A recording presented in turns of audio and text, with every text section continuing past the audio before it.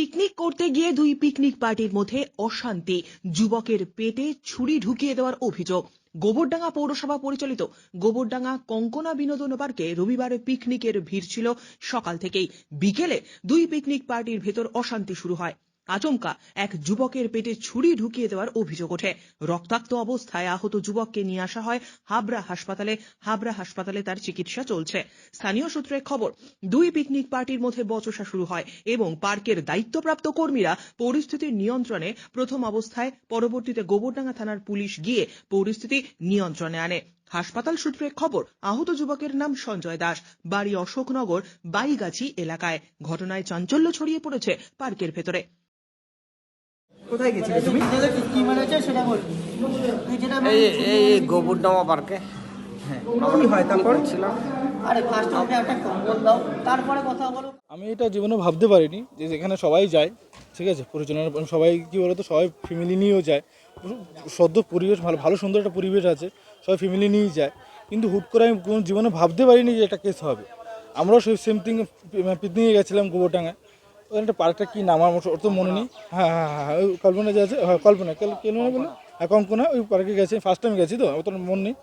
এবার গেছি, সব পিকনিক এনজয় সবাই করেছি, অনেকে পিকনিক করেছে। এবার লাস্টের মুহূর্তে আমি যখন খেতে বসেছি তখন দেখি কি একটা বন্ধুকে কলার ধরেছে। ওখানে একটা গেলে বুঝতে পারবেন, সিঁড়ি টাইপের, ওখানে একটা বোর্ড টাইপের আছে, ওখানে সিঁড়ি টাইপের আছে, ওখানে আমি বন্ধুকে কলার ধরেছে। আমি বললাম যে ওই যে আহত হয়েছে তাকে আমি বললাম যে তুই একটু যা দেখতে কী হয়েছে, অত কি মারতেও পারে। আমি গেলাম, বললাম ওরা পাঠালাম, আমি খাচ্ছি, আমি জাস্ট খাওয়া শুরু করলাম, পিকনিক খাওয়া শুরু করলাম। ওদিকে বলে হ্যাঁ ঠিক আছে দাঁড়া, তুই উঠতে পারে না, তুই আমি দেখে আসছি। একা ছিল, ওরা 5-6 জনের মতো ছিল। ও গেল, যাওয়ার পরেও ও আসার পরে আরে টুট করে এমনভাবে বললাম কী হয়েছে, কোনো কথা নেই, মুখ থেকে কোনো কথা নেই। আমি ওদিকে তাকিয়ে দেখি রক্ত এগিয়ে গল করে বেরাচ্ছে। আমি খাবার ফেলে দিয়ে আমি বলছি ওই অবস্থা কী হলো।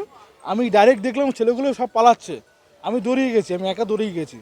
গিয়ে ওদের একটা পিছনে কলা ধরতে গেছিলাম, পারিনি। আর সিগারেট না কী হয়েছে মানে দেখাশোনা করে একটা ছেলে আছে যারা ভারী করে, ওকে আমি ধরলাম, ও আমাকে ধরলো, কী আছে কোথায় যাচ্ছে, আমি কিছু কোথায় যাচ্ছি না, ওকে ছেলেটাকে ধরতে যাচ্ছি, ওরা সব পালিয়ে গেছে যা করেছে। তার নিশ্চয়ই তাহলে ওই ছেলেটা জানে কি কে করেছে। চাকু দিয়ে। এটাই তো আমার কথা দাদা, যে পার্কে ওরা পিকনিকে ছিল কিনা আমি অতটা জানি না। দেখো আমরা সবাই তো এত লোকটা তো জানা আমার সম্ভব না।